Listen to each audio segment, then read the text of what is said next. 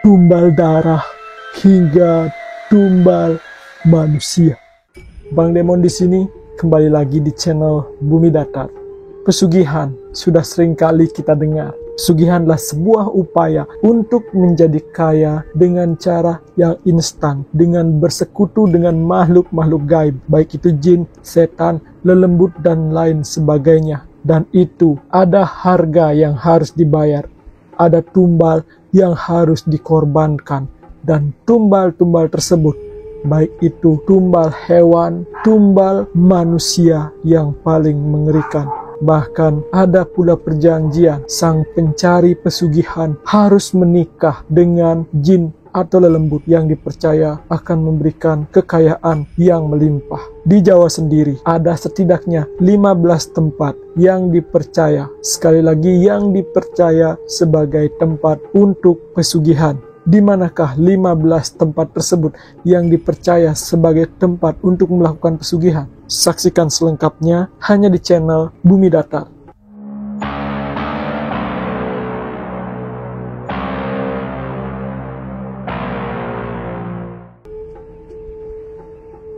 Tempat pertama yang dipercaya sebagai lokasi atau tempat untuk memohon pesugihan di Jawa adalah Gunung Kawi. Gunung Kawi sangat terkenal di kalangan para pecinta hal-hal yang berbau mistis, dan salah satunya adalah pesugihan. Terletak di antara Kabupaten Malang dan Kota Batu, Gunung Kawi diapit oleh dua gunung, yakni Gunung Butak dan Gunung Panderman. Gunung ini didatangi banyak peziarah untuk melakukan ritual atau ngalap berkah dengan beragam tujuan sesuai keyakinan masing-masing. Cerita pesugihan yang beredar berkaitan dengan sosok Eyang Jugo atau Kanjeng Kiai Zakaria II dan juga RM Iman Sujono. Kedua tokoh ini dikenal sebagai sosok yang memiliki kekuatan yang bisa menyembuhkan berbagai macam penyakit dan juga dikenal sebagai sosok yang dermawan. Makam Eyang Jugo dan juga Imam Sujono terletak di lereng Gunung Kawi. Tak hanya itu, di area makam ini juga terdapat pohon Dewan Daru yang dianggap sebagai pohon yang keramat dan ditanam oleh Eyang Jugo dan Eyang Imam Sujono. Keberadaan Gunung Kawi sebagai tempat pesugihan pun sudah tersebar bahkan ke antero Asia Tenggara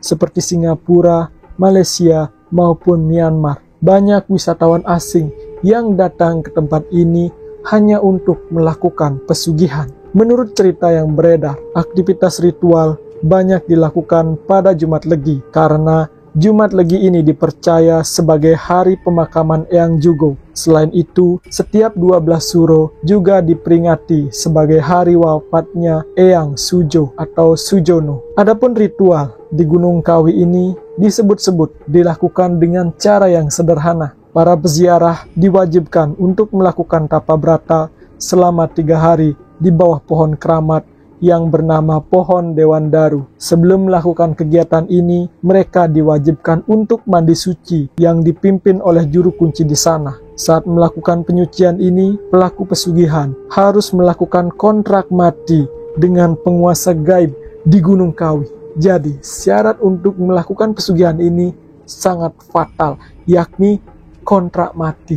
Setiap orang yang meminta pesugihan harus menawarkan untuk memberikan tumbal nyawa setiap tahunnya. Hal itu untuk melanggengkan kekayaannya. Lebih mengerikan lagi, tumbal yang diminta adalah kerabat yang masih memiliki hubungan darah. Setelah melakukan ritual tersebut, daun pohon Dewan Daru akan jatuh dan pelaku pesugihan harus menyimpan daun itu seumur hidupnya. Menurut mitos yang beredar, daun Dewan Daru mampu memberikan rezeki dan memberikan uang gaib setiap harinya. Pohon Dewan Daru ini berdiri persis di depan bangunan makam Eyang Jugo dan Eyang Sujono. Berjalan 30 menit dari makam, terdapat sebuah keraton yang pernah menjadi milik dari Prabu Sri Kameswara, seorang pangeran dari kerajaan Kediri yang beragama Hindu. Konon, setelah sang Prabu selesai bertapa di tempat itu, ia berhasil menyelesaikan politik di kerajaannya. Kini, petilasan Prabu Sri Kameswara yang berada di ketinggian 700 meter itu telah digunakan sebagai tempat pemujaan dan juga tempat praktik pesugihan. Selain itu, di Gunung Kawi juga ada rumah Padepokan Eyang Jugo. Rumah Padepokan ini pertama kali didirikan di Blitar,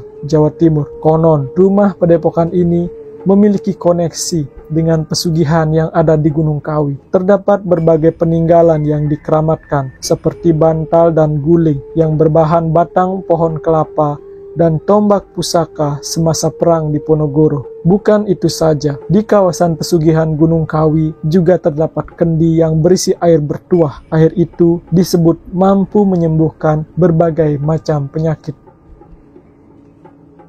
Setelah pesugihan di Gunung Kawi, tempat yang kedua adalah makam Roro Kembang Sore. Roro Kembang Sore merupakan sebuah cerita pesugihan yang beredar di wilayah Gunung Bolo, Tulungagung. Cerita ini terbagi ke dalam dua versi, yaitu Cinta Terlarang Roro Kembang Sore dengan Pangeran Lembu Peteng dan juga kisah Roro Kembang Sore dengan Joko Budag. Ada desas-desus yang beredar. Pesugihan tersebut dilakukan dengan ritual hubungan badan dan dilakukan di makam Roro Kembang Sore, Desa Bolorejo, Kecamatan Kauman, Tulungagung. Sampai saat ini, makam Roro Kembang Sore di Gunung Bolo masih dianggap memiliki tuah gaib, diperuntukkan untuk pemuja yang ingin mendapatkan kekayaan secara instan. Para pemuja biasanya akan datang di malam hari, bahkan ada juga yang datang di siang hari. Mereka datang ke makam Roro Kembang Sore di Gunung Bolo dengan tujuan masing-masing. Ada pejabat, penyanyi, pedagang juga melakukan ritual di sini,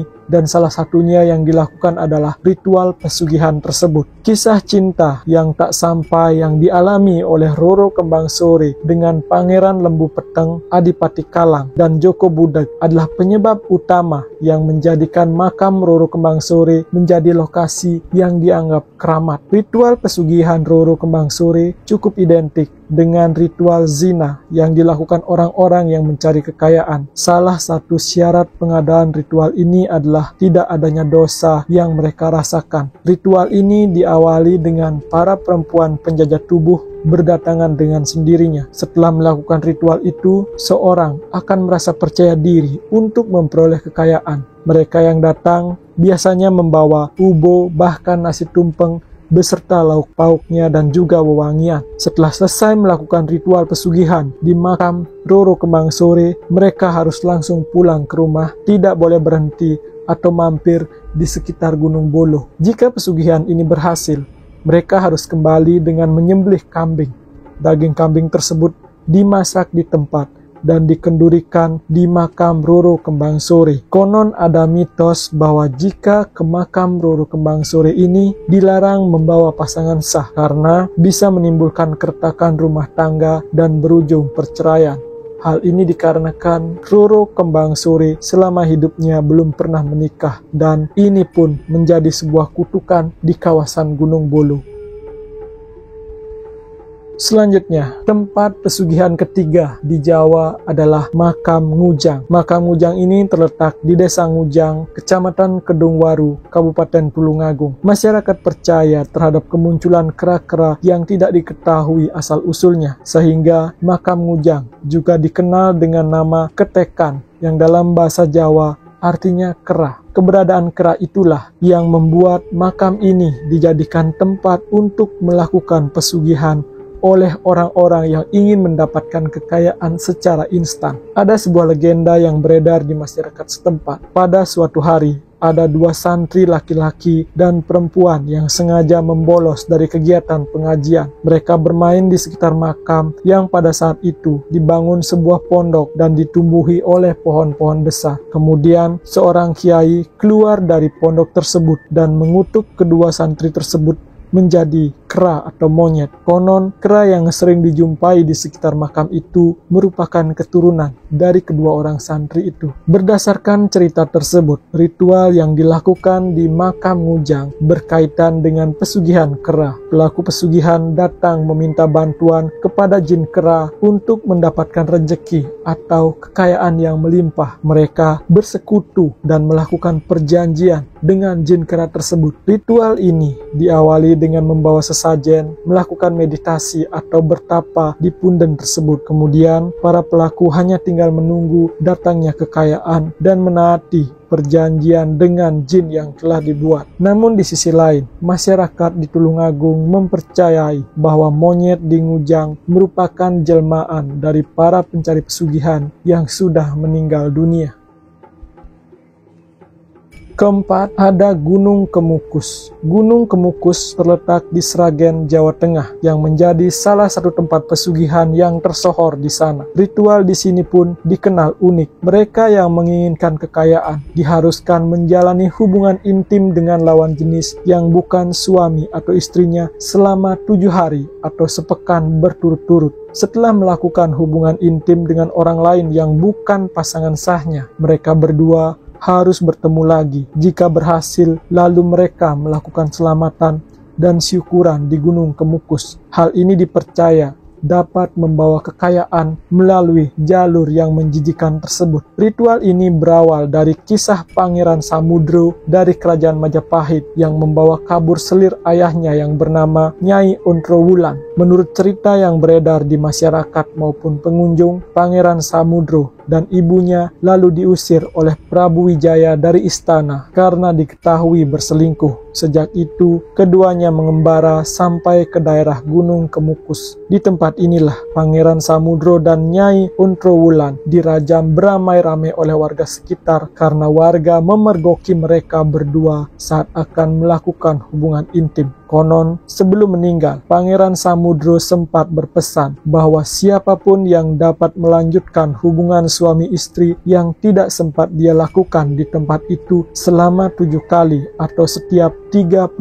hari sekali pada setiap malam Jumat Kliwon atau Jumat Pon, maka akan terkabul semua permintaannya. Berawal dari mitos itulah, praktik prostitusi di Gunung Kemukus kemudian tumbuh subur. Bagi peziarah yang tidak membawa pasangan, mereka akan mencari di lokasi atau disediakan oleh para pemilik warung di area sekitar makam Pangeran Samudro. Ritual seks di Gunung Kemukus ini bahkan pernah viral atau diangkat oleh media Australia yang bernama SBS atau Special Broadcasting Service dengan judul Sex Mountain. Pada akhirnya, Pemda setempat menutup secara resmi aktivitas yang berkaitan dengan ritual seks tersebut dan kini lokasinya pun sudah ditata.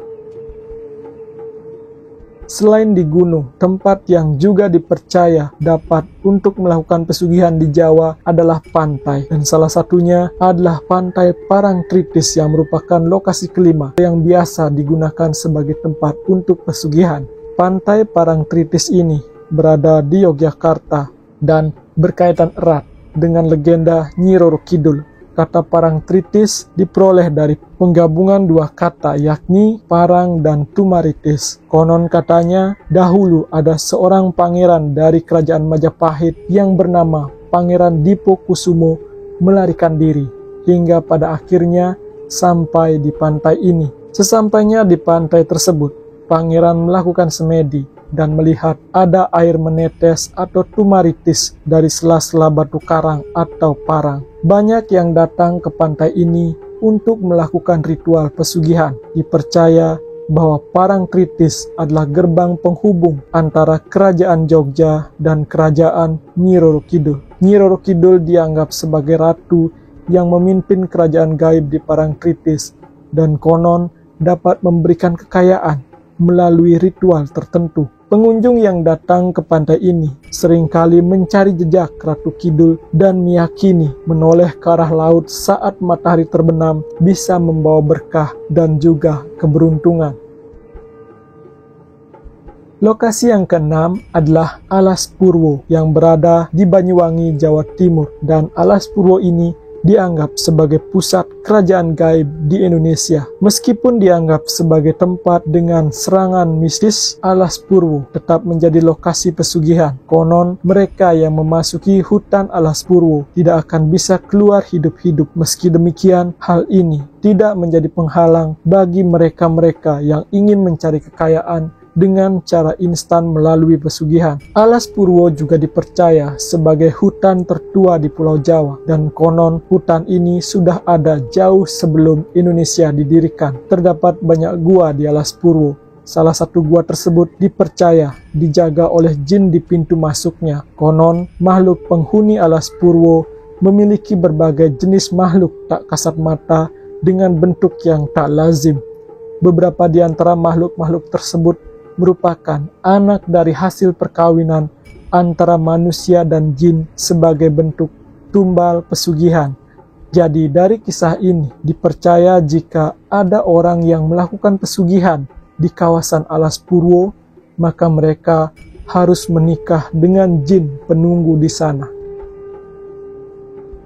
Yang ketujuh, ada Gunung Lawu. Gunung Lawu terletak di Karanganyar, Jawa Tengah. Pada malam 1 Suro, banyak orang datang untuk melakukan pesugihan di Gunung Lawu ini. Tidak hanya warga sekitar, bahkan pejabat negara juga terlihat sering mengunjungi Gunung Lawu untuk melakukan sebuah ritual. Ritual ini diawali dengan membawa sesajen, yakni dupa, ayam cemani, kembang aneka warna, dan sesembahan paling berharga milik pemuja. Sesajen ditaruh di gua yang terletak di kaki Gunung Lawu, yang dilakukan sebagai bentuk izin untuk melakukan pendakian di gua yang berada di puncak kaki gunung. Para pendaki harus sampai puncak sebelum matahari terbit, dan setelah sampai puncak gua, ritual selanjutnya dilakukan dengan semedi sampai ada makhluk gaib yang mendatangi mereka. Setelah itu, mereka langsung menyebutkan apa yang menjadi keinginannya. Jika terdengar suara dari makhluk gaib tersebut, dapat dipastikan keinginannya konon akan dikabulkan. Dari mitos yang beredar bahwa pesugihan di Gunung Lawu selalu meminta mahar atau tumbal nyawa alias tumbal dari salah satu keluarga, dan tumbal tersebut ditujukan untuk menjadi pelayan. Adapun bukti jika jasad tersebut telah menjadi tumbal adalah saat dimakamkan, jasadnya akan berubah menjadi batang pisang atau guling, dan biasanya tumbal akan selalu diberikan menurut kurun waktu yang telah disepakati. Bila mana tumbal tidak diberikan dalam kurun waktu yang sudah disepakati, maka harta yang selama ini melimpah akan berkurang secara drastis, bahkan akan membahayakan bagi orang yang melakukan pesugihan ini. Kemudian yang ke-8, ada Sendang Kemilon. Sendang Kemilon terletak di Dusun Petung, Desa Bangun Jiwo, Kecamatan Kasihan, Kabupaten Bantul, Yogyakarta. Sendang Kemilon merupakan destinasi wisata air terjun dan juga waduk kecil atau sendang. Lokasinya berada di tengah hutan liar. Mata air di sini terus mengalir meskipun di musim kemarau. Sendang Kemilon identik sebagai tempat pemujaan terhadap Nyi Blorong. Konon katanya, untuk mendapatkan pesugihan di Sendang Kemilon, para pria harus berhubungan seksual dengan Nyi Blorong. Lalu, Nyi Blorong akan memberikannya permata yang dilepaskan dari sisiknya. Kemudian yang ke-9 ada Gunung Tilu. Secara administratif, Gunung Tilu terletak di Desa Jabranti dan Desa Cemara, Kabupaten Kuningan, Jawa Barat.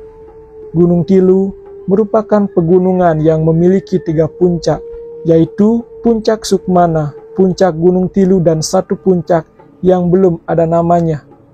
Disebutkan kata tilu berarti 3 karena dari setiap sudut selalu memperlihatkan 3 gundukan gunung. Di Gunung Tilu juga ada 2 sungai besar, yaitu Citaal dan Cijangklok, yang menjadi hulu dari sungai-sungai kecil lainnya. Selain keindahan alamnya dan medannya yang sangat sulit ditaklukkan, Gunung Tilu juga terkenal dengan keangkerannya. Konon, di sini seseorang bisa menemukan berbagai jenis hantu, mulai dari kuntilanak, tuyul, hingga genderuwo. Di Gunung Tilu juga terdapat batu yang bentuknya cukup aneh. Warga menyebut batu tersebut yakni batu naga yang letaknya di puncak Gunung Tilu. Warga mempercayai bila batu tersebut merupakan rumah gaib sang naga penunggu gunung. Disitulah para pencari kekayaan biasanya melakukan ritual, melakukan perjanjian dengan penunggu batu tersebut untuk memperoleh kekayaan. Konon, setelah melakukan ritual pesugihan di batu naga tersebut dengan membawa sejumlah sesaji seperti ayam hitam, kambing hitam, dan uang, kekayaan serta kesuksesan seperti yang diinginkan akan tercapai. Setelah mereka membuat kesepakatan dengan makhluk gaib yang dipercaya mampu mewujudkan keinginannya. Kemudian yang ke-10 ada Cungkup Nyai Puspo. Nyai Puspo Cempoko cukup terkenal di telinga para pencari pesugihan. Spot untuk ritual ini ada di Kobongan, Rembang, Jawa Tengah. Banyak peziarah yang datang untuk mencari kekayaan. Konon katanya, untuk menjadi kaya, para pria harus mau menjadi suami dari Nyai Puspo Cempoko dan memenuhi semua kebutuhan seksualnya setiap malam Jumat Kliwon. Selain itu, berbagai macam sesajen, mulai dari jajanan pasar sampai kembang 7 rupa harus disediakan. Untuk mendapatkan kekayaan dari Nyai Puspo Cempoko, seseorang harus membuat kamar khusus di rumah yang hanya boleh dimasuki oleh pelaku ritual dan juga Nyai Puspo Cempoko. Mitos yang berkembang, pelaku pesugihan Nyai Puspo Cempoko akan mendapat harta kekayaan yang melimpah dan tidak akan habis selama melakukan ritual tersebut. Jika ingin mendapatkan kekayaan yang lebih berlimpah lagi, maka sang pria tidak diperkenankan untuk menikah atau mempunyai hubungan dengan wanita lainnya. Tempat berikutnya adalah Gunung Padang. Gunung Padang berlokasi di Desa Karyamukti, Kecamatan Campaka, Kabupaten Cianjur, Provinsi Jawa Barat. Gunung ini memiliki ketinggian 885 meter di atas permukaan laut. Gunung tersebut merupakan sebuah situs prasejarah peninggalan kebudayaan megalitikum. Gunung Padang juga dijadikan sebagai tempat peribadatan orang-orang dengan kepercayaan menyembah Gunung Gede. Bahkan gunung ini sering dijadikan sebagai tempat pesugihan. Di sini terdapat makam yang dianggap keramat oleh orang-orang sekitar. Makam itu disebut sebagai makam Ki Hajar, seorang sesepuh dari kerajaan Pajajaran. Makam itu biasa didatangi kala bulan Suro dan di sini dipercaya sebagai tempat untuk melakukan pesugihan agar mendapatkan kekayaan, penglaris usaha, dan lainnya. Kemudian ada juga Gunung Wijil. Gunung Wijil berlokasi di Klaten, Jawa Tengah dan populer berkat mitos sang penunggunya, yakni Buto Ijo. Konon, makhluk halus tersebut bisa membuat orang menjadi kaya dengan memberi tumbal berupa manusia. Di Gunung Wijil juga terdapat tempat peristirahatan kerabat Keraton Surakarta yang bernama Astono Hargo Mulyo. Di lokasi tersebut merupakan makam Syekh Joko selaku murid dari Joko Tingkir. Selain itu, terdapat pula makam Ki Ageng Lokojoyo ataupun makam Raden Ayu Yudorono, yaitu makam Nyai Sedah Merah yang tak memiliki suami semasa hidupnya. Di Gunung Wijil juga terdapat Taman Widoro yang berkhasiat sebagai obat sakit perut dan masuk angin. Biasanya, kunjungan ramai ke komplek Gunung Wijil berlangsung saat malam Jumat Kliwon dan malam Selasa Kliwon. Tak jarang, para pengunjung ingin ngalap berkah seperti ingin kaya, ingin memperoleh jabatan yang lebih tinggi, ingin dagangan laris, dan lain sebagainya. Konon jika hajatnya tersebut terkabul, bakal ditemukan sosok hewan bertanduk anjing merah. Hewan tersebut merupakan piaraan dari penghuni atau penguasa di Gunung Wijil. Terdapat pantangan bagi pengunjung yang akan datang ke Gunung Wijil ini. Seorang perempuan yang datang bulan dilarang berkunjung ke sini. Di samping itu, pengunjung juga tak diperkenankan mengenakan perhiasan. Lokasi yang ke-13 adalah Gunung Gede. Pelaku pesugihan di Gunung Gede, Jawa Barat harus melakukan perjalanan seharian penuh. Ritual munding seuri menjadi mitos yang menyelimuti Gunung Gede yang dipercaya sebagai ritual pesugihan yang mengharuskan anak dari pelaku dijadikan tumbal sebagai ganjarannya. Setelah melakukan ritual ini, sang anak yang dijadikan tumbal kelak akan menjadi sumbing. Ritual ini pun dipercaya akan manjur jika dilakukan pada bulan purnama. Menurut legenda, gunung ini dihuni oleh Eyang Surya Kencana, seorang tokoh spiritual yang diyakini sebagai penjaga gunung ini. Masyarakat percaya bahwa Eyang Surya Kencana adalah sosok yang sakral dan memiliki kekuatan untuk melindungi gunung dari mara bahaya. Banyak orang yang datang ke Gunung Gede hanya untuk menikmati keindahan alamnya, tetapi juga untuk mencari berkah dan melakukan ritual di tempat-tempat yang dianggap keramat, seperti di puncak gunung atau di Telaga Biru, sebuah danau kecil yang berada di kaki gunung. Lokasi ke-14 adalah Pantai Parangkusumo. Di Bantul, Yogyakarta, masih berada satu garis dengan Pantai Parangtritis. Banyak orang yang datang ke sini untuk meminta kekayaan pada Nyi Roro Kidul. Di kawasan ini ada sebuah tempat yang bernama Cepuri Parangkusumo. Tempat ini dipercaya sebagai lokasi pertemuan pendiri Mataram, yakni Danang Sutawijaya, yang bergelar Panembahan Senopati dengan Roro Kidul. Di sana juga terdapat batu besar tempat Panembahan Senopati bertapa dengan Ratu Kidul. Sampai akhirnya terjadi kontrak politik yang diteruskan sampai saat ini. Cepuri Parangkusumo itu dipercaya sebagai gerbang menuju Kraton Kidul. Hal ini membuat Cepuri Parangkusumo sering diziarahi. Pelaku ritual mempercayai ada penunggu di kawasan itu yang harus diberi sesajen. Mereka adalah Mbok Nyi Roro Kidul yang merupakan wakil dari Ratu Kidul atau Gusti Kanjeng Ratu Kidul sebagai penguasa Laut Selatan. Cepuri Parangkusumo ini biasanya akan ramai dikunjungi oleh para peziarah, utamanya pada Selasa Kliwon dan malam Jumat Kliwon. Dan yang terakhir, tempat yang dipercaya sebagai lokasi pesugihan di Jawa adalah Gunung Lalakon. Gunung Lalakon atau Gunung Lakon berlokasi di Bandung, Jawa Barat, yang juga dikenal sebagai salah satu tempat pesugihan yang cukup sering dikunjungi. Menurut warga setempat, Gunung Lalakon ini terkenal sangat angker. Para pendaki yang datang juga sering mengalami kejadian kesurupan. Konon, ada 3 makam yang sering dikunjungi oleh peziarah ke tempat ini. Namun, tak diketahui makam siapa yang berada di tempat tersebut. Selain itu, ada juga batu yang sering dijadikan sebagai tempat untuk meminta. Misalnya batu kandang, yang biasa digunakan untuk meminta agar ternaknya terhindar dari penyakit. Selain itu, ada batu pabeasan untuk membuat rezeki lancar, atau batu warung agar usaha menjadi maju. Demikianlah pembahasan 15 tempat yang ada di Jawa yang dipercaya sebagai tempat untuk melakukan pesugihan. Tempat ini mulai dari gunung, sungai, hutan, hingga pantai.